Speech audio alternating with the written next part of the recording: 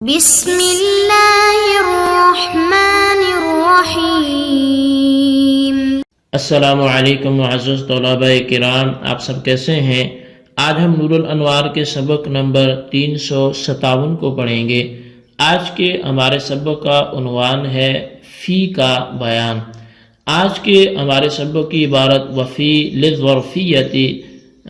سے شروع ہوتی ہے۔ تو جیسے حروف معانی کا ذکر چلنے کے بعد ہم نے حروف عطف، حروف جارہ کا بیان کیا، تو حروف جارہ میں سے ایک فی بھی ہے، اور فی کا کیا مقصد و مفہوم ہے تو آج ہم اسی حوالے سے پڑھیں گے۔ تو مصنف علیہ الرحمہ لکھتے ہیں وفی للظرفیتی وہذا ہوا اصل معناہ فی اللغۃ واتفق اصحابنا فی هذا القدر ولکنہم اختلفوا فی حذفہ واثباتہ فی ظرف الزمان ای فی کون ما بعدہ معیارا لما قبلہ غیر فاصل عنہ وکونہ ظرفا فاصلا عنہ۔ تو فرمایا کہ کلمہ فی ظرفیت کے لیے وضع کیا گیا ہے، اور لغت میں یہ ہی اس کے اصلی معنی ہے، اور علماء احناف اس حد تک متفق ہیں، لیکن انہوں نے ظرف زمان میں اس کو حذف کرنے اور ثابت کرنے میں اختلاف کیا ہے، یعنی اس بارے میں اختلاف ہے کہ اس کا ما بعد اس کے ما قبل کے لیے معیار ہوگا یا نہیں ہوگا، اور اس سے غیر زائد ہے، یا اس کا ما بعد اس کے ما قبل کے لیے ظرف اور اس سے زائد ہے۔ تو اس معاملے میں اختلاف کیے، فقال لہما سواء فی انہ یستوعب جمیع ما بعدہ فإن قال انت طالق غدا او فی غد ولم ینوی یقع فی اول الغد وإن نوى آخر النہار یصدق فیہما دیانة لا قضاء لأنه خلاف الظاہر فإن الأصل فيه أن يستوعب الطلاق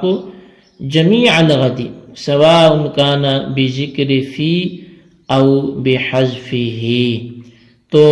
پس صاحبین نے فرمایا کہ حذف اور اثبات دونوں اس بات میں برابر ہیں کہ وہ اپنے ما بعد کے تمام اجزاء کو گھیر لیتا ہے۔ چنانچہ اگر کسی نے انتی طالق غدن یا انتی طالق فی غدن کہا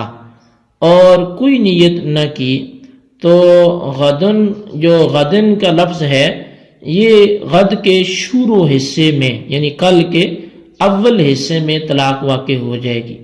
اور اگر ان کے آخری حصے کی نیت کی ہو یعنی کہ کل کے آخری حصے کی نیت کی ہو، تو دونوں صورتوں میں دیانتاً اس کی تصدیق کی جائے گی، قضاءً اس کی تصدیق نہیں کی جائے گی، اس لیے کہ یہ ظاہر کے خلاف ہے، کیونکہ اس میں اصل یہ ہے کہ طلاق وہ آئندہ کل کے تمام اجزاء کو گھیر لے، خواہ کلمہ فی کے ذکر کے ساتھ ہو یا اس کے حذف کے ساتھ ہو۔ وفرق ابو حنیفہ بینہما فیما اذا نوى آخر النہار فإن قال انت طالق غدا ولم ينوي يقع في اول النہار وإن نوى آخر النہار يصدق دیانة لا قضاء وإن قال أنت طالق في غد يقع في أول النهار إن لم ينوي وإن نوى آخره يصدق ديانة وقضاء لأن ذكر في لا يقتضي الاستيعاب عنده ونظير هذا لأصومن الدهر وفي الدهر فإن الأول يقتضي استيعاب العمر بخلاف الثاني۔ اور امام اعظم امام ابو حنیفہ رحمۃ اللہ تعالی علیہ نے ان دونوں کے درمیان فرق کیا ہے اس صورت میں جب کہ آخر نہار کی نیت کی ہو، دن کے آخر کی نیت کی ہو. چنانچہ اگر انتی طالق غدن کہا اور کوئی نیت نہیں کی تو ان کے شروع حصہ میں طلاق واقع ہو جائے گی، یعنی آنے والے دن کے شروع حصے میں طلاق واقع ہو جائے گی. اور اگر دن کے آخری حصے کی نیت کی تو دیانتاً تصدیق کی جائے گی، نہ کہ قضاً. اور اگر انتی طالق فی غدن کہا تو اول نہار میں طلاق واقع ہو جائے گی اگر نیت نہ کی ہو، اور اگر آخر نہار یعنی دن کے آخر کی نیت کی ہو تو دیانتاً اور قضاً دونوں طرح تصدیق کی جائے گی، اس لیے کہ فی کا ذکر امام اعظم کے نزدیک استیعاب کا تقاضا نہیں کرتا، گہراؤ کا تقاضا نہیں کرتا، اور اس کی نظیر لأصومن الدہر یا لأصومن فی الدہر ہے. اس لیے کہ اول جو ہے، اول مثال وہ اول عمر، وہ عمر کے استیعاب کو چاہتا ہے، پوری عمر کے روزے کو، برخلاف دوسری مثال کے، یہ دوسری صورت کے. جی طلبہ کرام، یہ تھی ہمارے آج کے سبق کی عبارت اور اس کا ترجمہ. آئیے اب اس کی وضاحت کی طرف بڑھتے ہیں. حروف جارہ میں سے ایک حرف فی ہے، اور علماء احناف کے اس بات پر اتفاق ہے کہ کلمہ فی ظرفیت کے لیے وضع کیا گیا ہے، اور لغت میں یہی اس کے اصل معنی ہے. البتہ کلمہ فی اگر ظرف زمان کے لیے استعمال کیا گیا ہو تو اس کو حذف کرے اور حذف نہ کرنے کے بارے میں اختلاف ہے. اختلاف کا مطلب یہ ہرگز نہیں ہے کہ بعض کے نزدیک کلمہ فی کا حذف کرنا جائز ہے اور بعض کے نزدیک ناجائز ہے، بلکہ فی کا حذف کرنا تو بالاتفاق جائز ہے. لیکن اس بارے میں اختلاف ہے کہ ذکر فی اور حذف فی ان دونوں میں سے کون مدخول فی کے استیعاب کا تقاضا کرتا اور کون اس کا تقاضا نہیں کرتا. تو گویا معنی میں اختلاف ہے، یعنی کس صورت میں فی کا مابعد اپنے ماقبل کے لیے معیار اور اپنے ماقبل سے غیر زائد ہوگا، اور کس صورت میں اس کا مابعد اس کے ماقبل کے لیے ظرف اور ماقبل سے زائد ہوگا. چنانچہ حضرات صاحبین نے فرمایا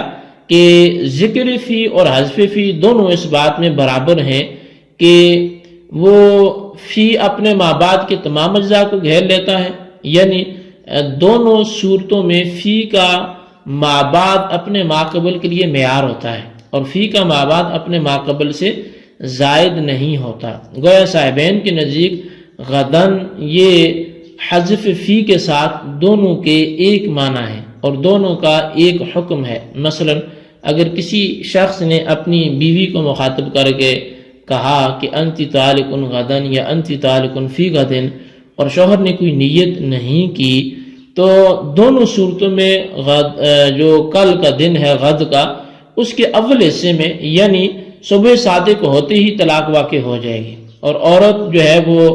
کل کے تمام اجزاء میں متعلقہ ہو کر رہے گی، یعنی طلاق جو ہے وہ کل کے تمام اجزاء کا استیعاب کر لے گی، کیونکہ نیت موجود نہ ہونے کی وجہ سے کل کے اول حصہ کا کوئی مزاحم نہیں ہے. لہذا ترجیح بلا مرجح سے بچنے کے لیے کل کے اول حصے میں طلاق واقع ہونے کا حکم دیا گیا ہے. اور اگر اس نے آخر نہار مثلا عصر کے وقت کی نیت کی تو دونوں صورتوں میں دیانتاً اس کی نیت معتبر ہوگی، لیکن قضاً اس کی بات نہیں مانی جائے گی. دیانتاً تو اس لیے معتبر ہوگی کہ آخر نہار اس کے کلام کا محتمل ہے، کیونکہ غد کا ایک حصہ آخر نہار بھی ہے اور کلام کے محتمل کی نیت دیانتاً معتبر ہوتی ہے. چنانچہ اس بارے میں اگر فتویٰ لیا گیا تو مفتی اس کی نیت کے مطابق فتویٰ دینا لازم ہوگا، اور قضاً معتبر اس لیے نہیں ہوگی کہ آخر نہار کی نیت کرنا خلاف ظاہر کی نیت کرنا ہے، کیونکہ اصل یہ ہے کہ فی مذکور ہو یا محذوف ہو، بہر صورت طلاق کے جو ہے وہ کل کے تمام اجزاء کے استیعاب کر لے گی، یعنی دونوں صورتوں میں بظاہر غد سے کل غد مراد ہے، پورا کل مراد ہے. لہذا شوہر نے جب آخر نہار کی نیت کی تو گویا اس نے کل کے بعض اجزاء کو خاص کرنے کی نیت کی، اور بعض اجزاء کو خاص کرنا یہ خلاف ظاہر ہے، اور خلاف ظاہر کی نیت قضاً معتبر نہیں ہوتی. یعنی اس بارے میں اگر شرعی قاضی سے رجوع کر لیا گیا تو قاضی اس کی نیت کے مطابق فیصلہ نہیں دے گا. حضرت امام اعظم نے اس صورت میں جب کہ شوہر نے آخر نہار کی نیت کی ہو، ان دونوں کے درمیان فرق کیا ہے. چنانچہ اگر شوہر نے حذف فی کے ساتھ انتی طالق غدن کہا اور کوئی نیت نہیں کی تو مذکورہ دلیل کی وجہ سے اول نہار میں طلاق واقع ہوگی، اور اگر آخر نہار کی نیت کی تو دیانت اس کی تصحیح کی جائے گی، اس لیے کہ یہ اس کے کلام کا محتمل ہے، اور چونکہ یہ ظاہر کے خلاف ہے اس لیے قضا میں اس کی تصدیق نہیں ہوگی۔ اور اگر ذکر فی کے ساتھ انت تعلق فی غدن کہا اور کوئی نیت نہ کی تو مذکورہ دلیل یعنی مزاحم نہ ہونے کی وجہ سے اول نہار میں طلاق واقع ہو جائے گی، اور اگر آخر نہار کی نیت کی تو قضان اور ادیانتاً دونوں طرح اس کی تصدیق کی جائے گی، کیونکہ امام صاحب کے نزدیک فی کا ذکر استیعاب کا تقاضا نہیں کرتا، اس لیے کہ صورت میں جو ظرف ہے وہ ظرف ہی رہے گا، اور ظرف کے کسی ایک جز میں فعل کا واقع ہونا کافی ہے، لہذا اس صورت میں آخر نہار کی نیت کرنا خلاف ظاہر کی نیت کرنا نہیں ہوگا، اور جب آخر نہار کی نیت کرنا خلاف ظاہر کی نیت کرنا نہیں ہے بلکہ ظاہر کی نیت کرنا ہے تو اس کی یہ نیت دیانتاً بھی معتبر ہوگی اور قضان بھی معتبر ہوگی۔ اس کی نظیر میں دو جملے پیش کیے جاتے ہیں، ایک ہے واللہ لأصومن الدہر کہ اللہ کی قسم میں زمانہ بھر روزہ رکھوں گا، اور دوسرا یہ واللہ لأصومن فی الدہر کہ اللہ کی قسم میں زمانے میں روزہ رکھوں گا۔ پہلی مثال جس میں کلمہ فی محذوف ہے عمر کے استیعاب کو چاہتی ہے، یعنی اس صورت میں زندگی بھر روزہ رکھنا ضروری ہوگا، اور دوسری مثال جس میں کلمہ فی مذکور ہے استیعاب کو نہیں چاہتی بلکہ تھوڑی دیر کا روزہ رکھنے سے بھی قسم پوری ہو جائے گی، جیسا کہ اس نے پہلے یہ بات کہی تھی۔ جی طلبہ کرام، یہ ہمارے آج کے سبق کی عبارت